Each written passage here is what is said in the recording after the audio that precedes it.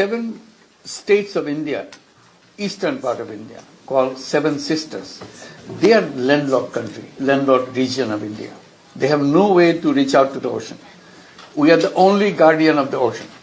উত্তৰ-পূব ল্যান্ডলক হয়, কিন্তু ল্যান্ডলক আমি নোহোৱা কৰিব পাৰোঁ যদি আমি চিকেন নেকৰ তলেদি আমি আণ্ডাৰগ্ৰাউণ্ড ৰেলৱে কৰিডৰ বনাব পাৰোঁ, ৰাস্তা বনাব পাৰোঁ।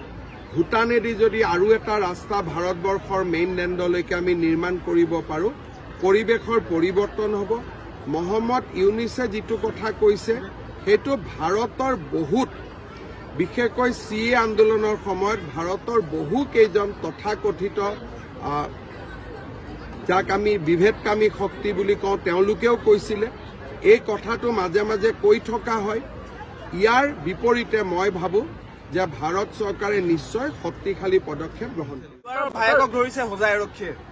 দিলৱাৰ বোলাজনৰ ককায়েক এজন এষ্টাব্লিছ মাটিৰ দালাল।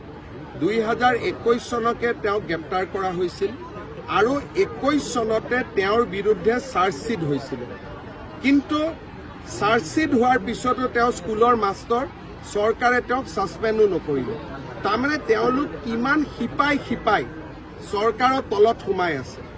আৰু দিলৱাৰো এটা ডাম্পাৰ বেপাৰী, সাংবাদিকতাৰ কোনো গুণ চৰিত্ৰ একো নাই। হোজাইত গৈ সুধিব, গোটেই ঘৰখনকে মাটি দালাল বুলিয়ে জানে।